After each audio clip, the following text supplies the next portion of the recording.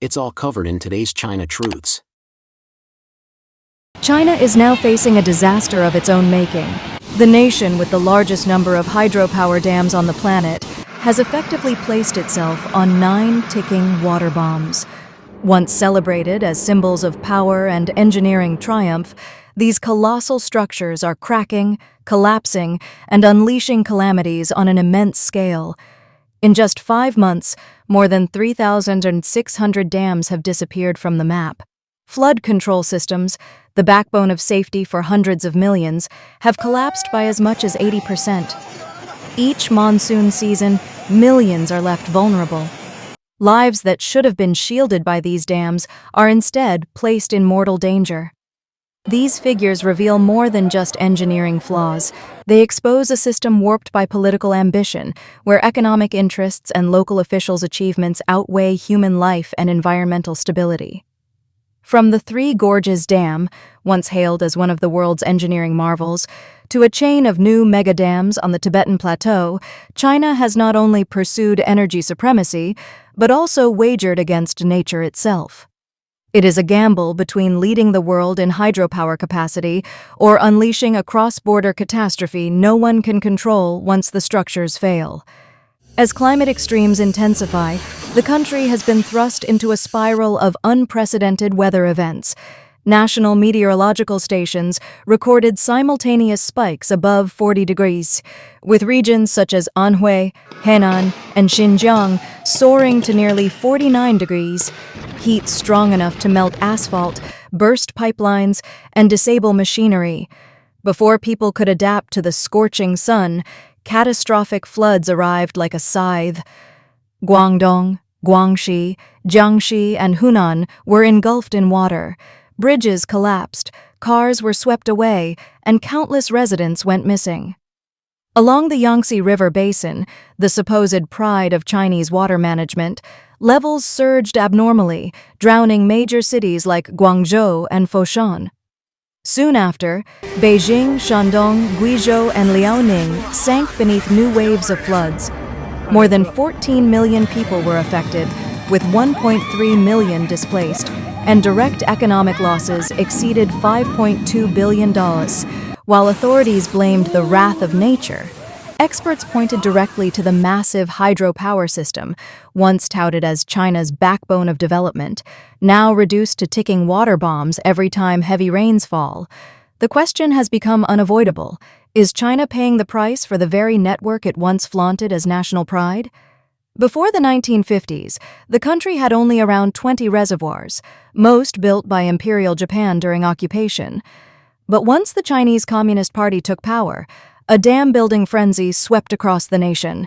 By 1973, over 170,000 dams existed, most of them small, and China had officially become the Kingdom of Dams.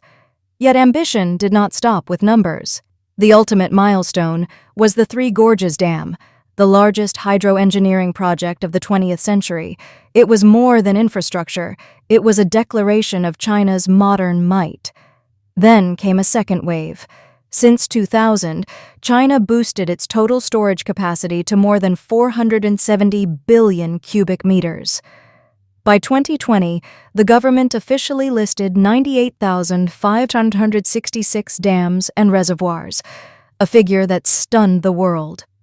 But only 5 years later, at the 2025 National People's Congress, Water Resources Minister Li Guoying revealed the true count had dropped to just 94,877, nearly 3,700 dams gone in half a decade, about 4% of the entire system.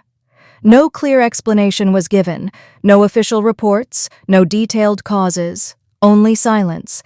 Speculation about technical failures, poor construction, or the crushing weight of climate change has become far more convincing. In 1975, the nightmare became real. The Banqiao Dam, considered modern at the time, burst after 4 days of torrential rain. Over 60 nearby dams collapsed in a domino effect, killing an estimated 240,000 people, one of the deadliest man-made disasters in history. The tragedy was covered up for decades, only officially acknowledged in 2005. That memory still haunts policymakers, but has also entrenched their silence in the face of recurring risks. Since 2017, China has carried out a program to inspect and remove unsafe dams.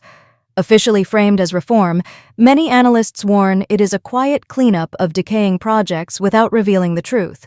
Some dams were dismantled, others failed but went unreported, while many were simply abandoned into uselessness.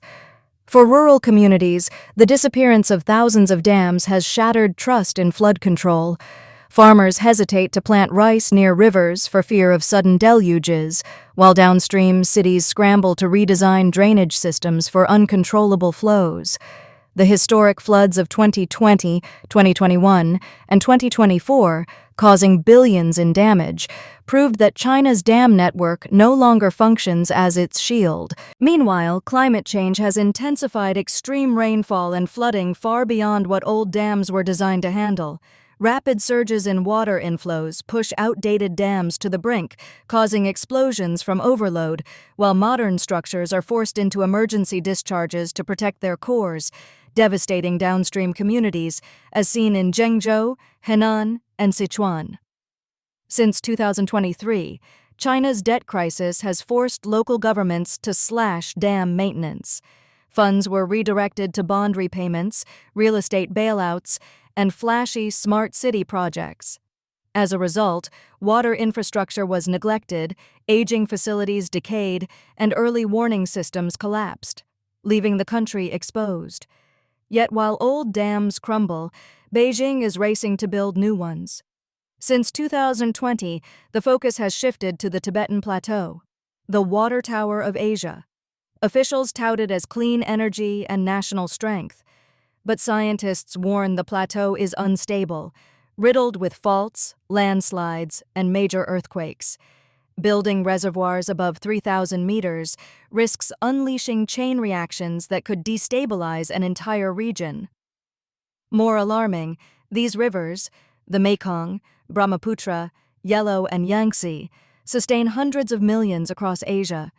Upstream megadams could devastate livelihoods and water security in India, Bangladesh, Vietnam, Laos, Thailand, and Cambodia. This is more than an environmental risk. It's a potential spark for conflict. Despite repeated warnings, China presses ahead with the Gyala-Peri Dam, also called the Gyala-Sampo project, rising in secret near the Indian border. Planned to tower 300 meters with over 60 GW of capacity, triple the Three Gorges Dam, it would be the largest hydro plant on Earth. But its sheer scale is terrifying. International media call it a gamble with death. In a fault-ridden region, even a small mistake, landslide, quake, or failure could trigger disaster. Millions living downstream would have no escape. India, directly affected, has repeatedly opposed the Medog project, accusing Beijing of turning water into a geopolitical weapon. New Delhi fears that even a single flood release or diversion could devastate heavily populated states like Arunachal Pradesh and Assam. In response, India has launched counter-dam projects, turning the Brahmaputra River into a hydropower battlefield between two nuclear powers. China defends the project, claiming it regulates floods and serves as a climate shield. Yet at home, many scientists warn it lacks transparency, is driven by politics, has no independent review, and sits in treacherous terrain with limited manpower, while being enormously expensive. They argue that such vast sums should instead go to wind and solar power, which are far safer, cheaper, and more flexible. In China's centralized system, a dam is not just engineering, it is a symbol of power. Controlling a river means controlling the region. With Medog, Beijing seeks to reinforce sovereignty in Tibet, gain a water weapon against India, and prove it can still deliver megaprojects despite economic turmoil. But the project faces little consensus. International scientists and neighboring countries demand transparency and cross-border assessments. China ignores them, quietly building on its own. Medog is not unique. Hundreds of dams on Mekong tributaries are also being built with scant oversight, draining water, wrecking ecosystems, and collapsing Southeast Asia's fisheries.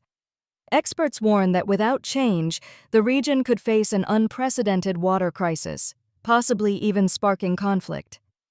Why then does Beijing press ahead with this dangerous gamble instead of pouring resources into renewables? The answer lies in politics. Megadams bring power, money, and promotion to officials.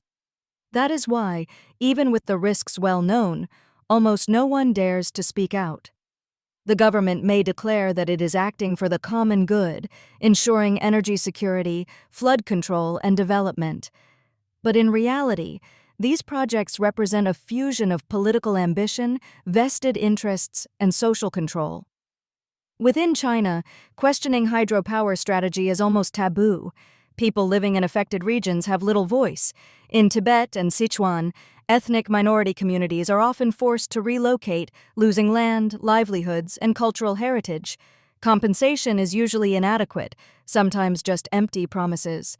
Entire villages disappear from the map, and local traditions vanish as industrial zones and dam infrastructure rise in their place. Meanwhile, safety systems are deteriorating. Budget cuts, understaffed facilities, a shortage of skilled engineers, and intense pressure to finish projects on schedule have all increased operational risks. One small miscalculation, one technical glitch, or even one unusually heavy rainfall could ignite disaster. Please share your thoughts in the comments section below. We will keep reporting on the COVID surge in China, so don't forget to subscribe to our channel and turn on the notification bell to get the latest videos. And thank you for tuning in.